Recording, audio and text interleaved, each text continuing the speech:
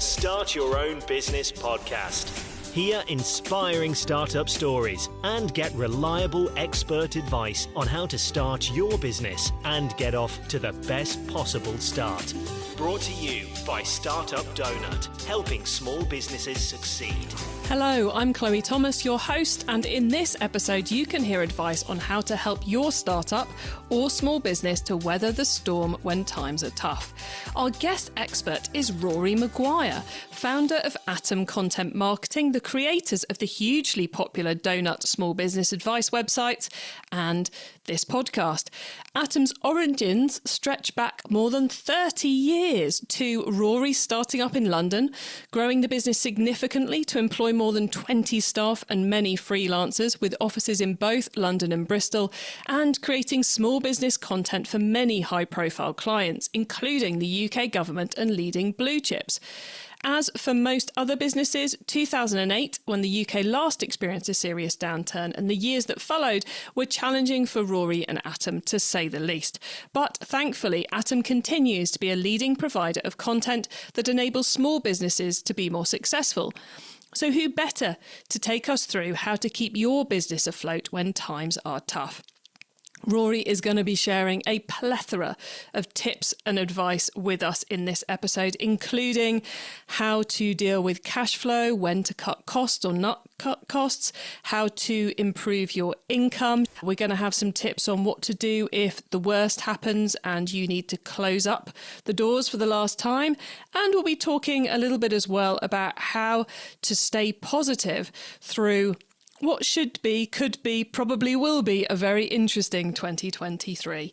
Before we meet our guest, do find out about the show sponsors, Dell Technologies, and how their technology solutions could help your business to become more productive, efficient, secure, and successful. This series of the Start Your Own Business podcast is brought to you by Startup Donut, in association with Dell Technologies. Did you know you can get even more out of Startup Donut with new exclusive benefits from Dell Technologies? Dell for Startups provides key solutions to help set up your startup for success, including exclusive member pricing and a dedicated technology advisor who will get to know the needs and goals of your business. Advisors will deliver customized, scalable solutions for rapid tech enablement with top business class PCs and accessories. Join now for valuable resources that will help your business get growing. Visit dell.com/UK startups to join today. It's time to meet our startup expert, Rory Maguire. Hello, Rory. Hello, Chloe. Great to have you here. You have such experience in business. I know we're going to get a lot out of this chat with you. Now, the economic predictions for 2023, let's address them. They are a little worrying. If it's anything like 2008 or worse, then things are going to get really tough for many small businesses, aren't they? Yeah, I think it's inescapable.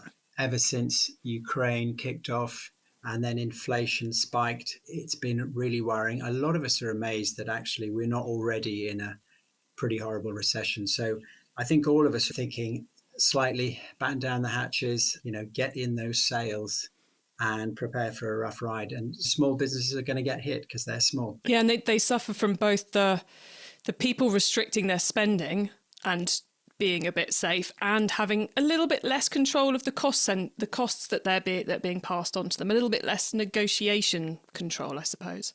Yes. When you're small, not all of us can have a great big portfolio of customers. So perhaps we rely on one or two key customers who might stop buying or buy less. You might have just one or two staff or freelancers who you rely on who, for whatever reason, you lose. So it just gets, in a recession, it gets complicated. Just got to be ready to twist and pivot, I suppose, haven't you? Yes. Endlessly.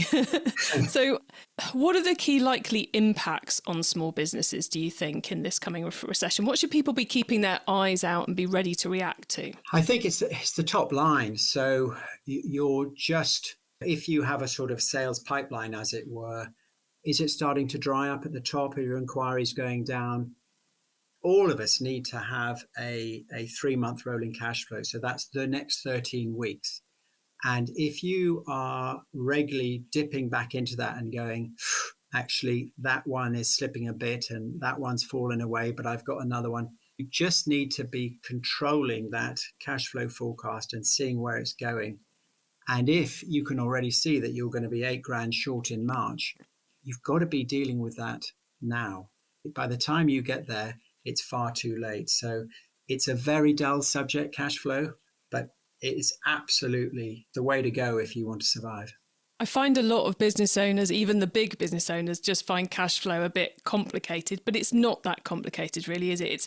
It's plotting your costs and your likely income week by week. It is remarkably simple. I mean, it's one of these things, you dread doing it and then you finally do it and you go, what was all the fuss about? Cash in with the timings and then cash out with the timings. And once you've done it, to then carry it on to the next quarter and the next quarter and the next quarter really isn't that hard. Just like budgets, if you've got last year's budget, even if it's very rough, these were the sales we were expecting, these were the costs we were expecting, then you go, well, how did it actually turn out? Okay, let's work out a budget for next year. It doesn't take long at all. It's something that we don't have to be afraid of. And it gives you that crystal ball of, 13 weeks' time is looking a bit dodgy. Let's go and get some sales now. Now, talking about that, with obviously businesses are experiencing rising costs as well. I think a lot of small businesses are trying to work out if they should put up their own prices or not. Is that something which you would advise for or against, or does it depend? I definitely say for if you can. So it's very simple. If your own costs are going up and you're not passing them on, you can very, very quickly start selling at a loss. A lot of us small businesses, you're working on fairly small margins. By the time you've paid your team and yourself, there's not much left over. So the pricing, in all the things you do in business, in a way, pricing is the one magic wand that people have. If you can push through a price rise of 5%, my goodness, it makes a difference. And in this environment, most of your customers will go, I understand that. And then meanwhile, they're busy trying to raise their own prices. So it's all fair enough. So it's possibly a good time to raise prices if you haven't done it in a while. I totally agree. Well, let's literally flip the coin. Or was that a pun? I think that's a pun. Let's flip the coin and talk about expenditure, because we may have our own suppliers upping our costs a little bit. What approach should we take? Should we cut every cost we have? Should we get rid of some of our teams? Should we go and renegotiate all our contracts? Are those things we should do, or should we take a different approach to our costs? Yeah, I mean, you're expecting me to say every business is different and every business is different, but the process is actually very simple. Again, you just need to bite the bullet and get on with it. So you go through every line of your cost budget. What did you spend money on last month, last quarter, last year? And what can we possibly do without? And that's how you do it. In terms of big savings, I mean, there are lots of little savings. You even things like, do I jump on that train and go to that meeting? When in your heart, there's a very small chance of it converting. Well, in this environment, I'd go no. You may be desperate for sales, but you don't want to be spending a lot of money chasing things that aren't going to convert. But the big savings are generally in people, and that's a massive decision, and it can be a very horrible decision. But that tends to be the big one, is do I reduce my team, whether it's freelance or employees, do stop using that supplier, whatever. That is the number one cost. And the other area of cost that I've often seen that I would call pretty flabby is expensive professional advisors. So, for example, you see people coming out of corporates and going, oh, I'm not very good at finance. I need a finance director. I need someone to help with my IT. Yeah, I need that sort of IT director type person. And they pay them ridiculous sums of money to basically hang around doing very little. In the first couple of years, guys, you're probably not going to be making a lot of sales. You don't need a finance director to top that up for you. So by all means, when you're setting up, get someone clever to help you set up your systems, etc. But you've got to be absolutely bootstrapped. As a startup, you just keeping everything absolutely tight until that magical moment where you're cash positive, you're getting more money in than you're spending, at which point you can start to save some, say, yes, this is actually a reliable surplus I'm getting every month, so I can afford to do more. But you've got to keep it very, very tight. I think it becomes a bit of a mindset, like you were saying with that getting the train to that meeting example. You have to go into that mindset of, is this a cost worth paying? Every single decision you're making, but trying to make those decisions fast, because I've seen businesses expend an awful lot of energy on making decisions that save them £100 a year, which was a bad use of effort and energy when they could have spent that looking at bigger costs. So there's a level of kind of sanity to all of this, isn't there? Yeah. It's the same in your family finances. We go to huge trouble to save, threepence halfpenny and then miss the 100 quidder. Key thing is just to get on with it, I think.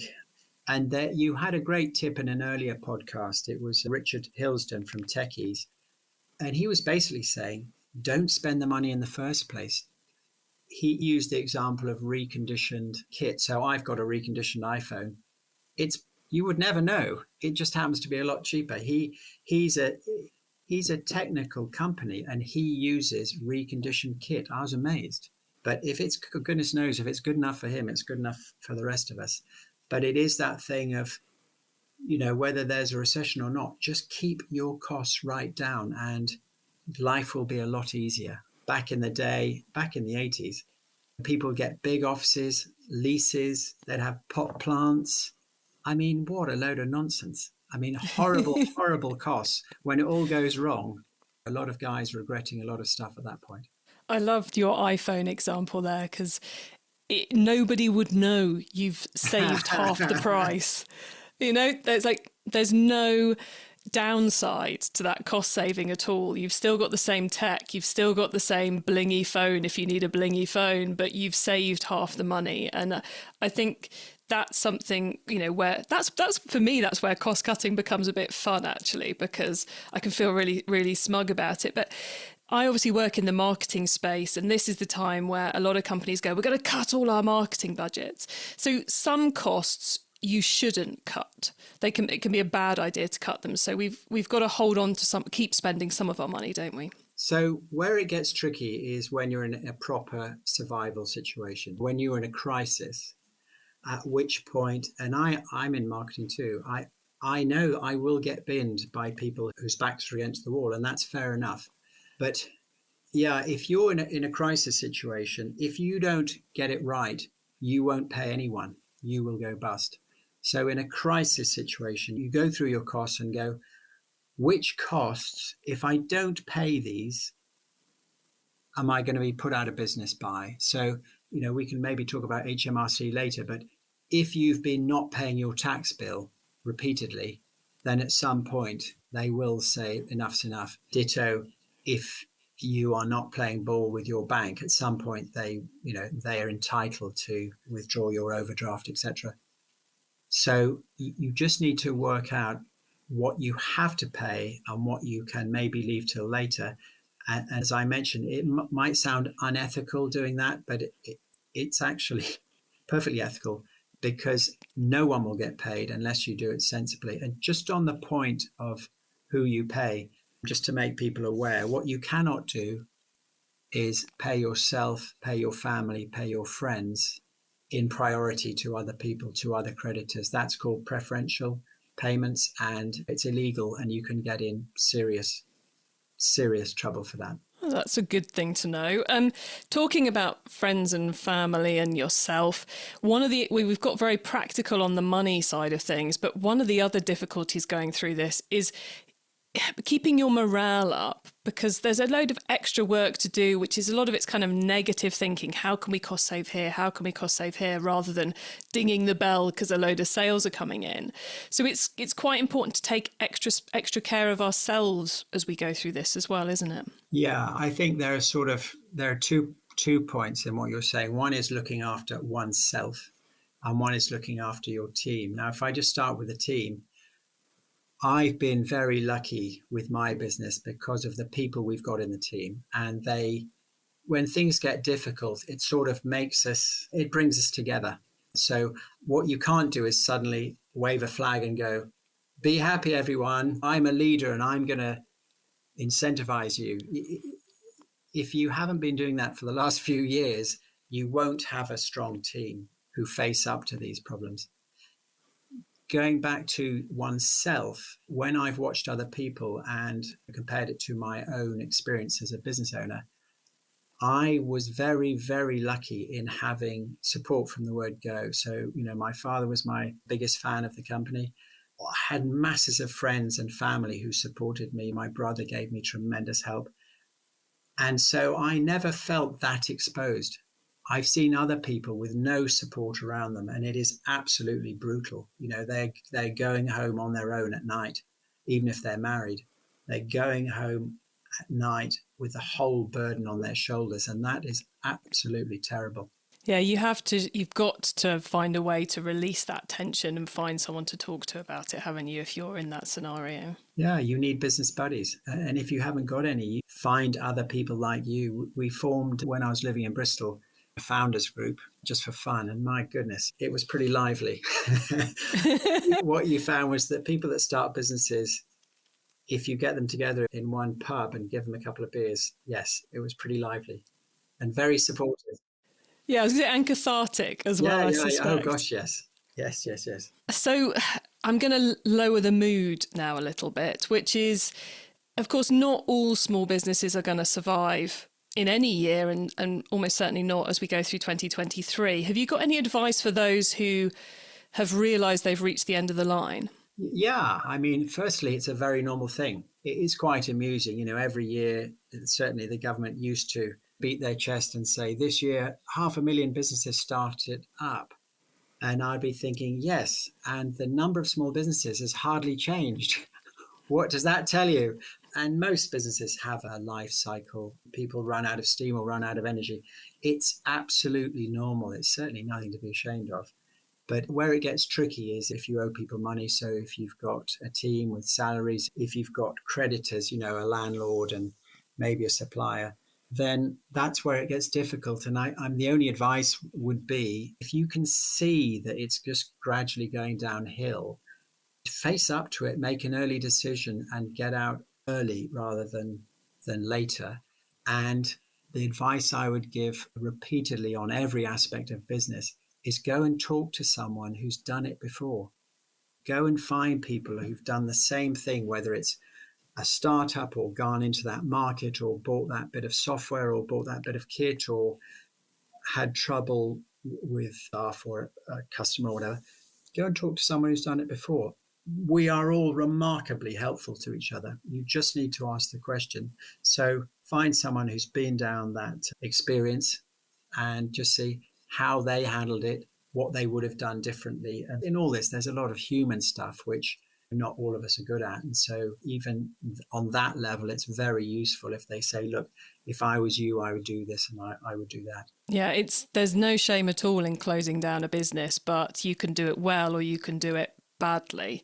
And I guess facing up to it, as you said, is the key thing, and asking for help, because when you're a startup, you may not be aware of the thing that could actually save you or could make that ending process less painful. Yeah, and there's always light at the end of the tunnel. It's a bit like redundancy. I mean, a startup that doesn't work is a bit like a redundancy. You kind of go, oh my God, I failed.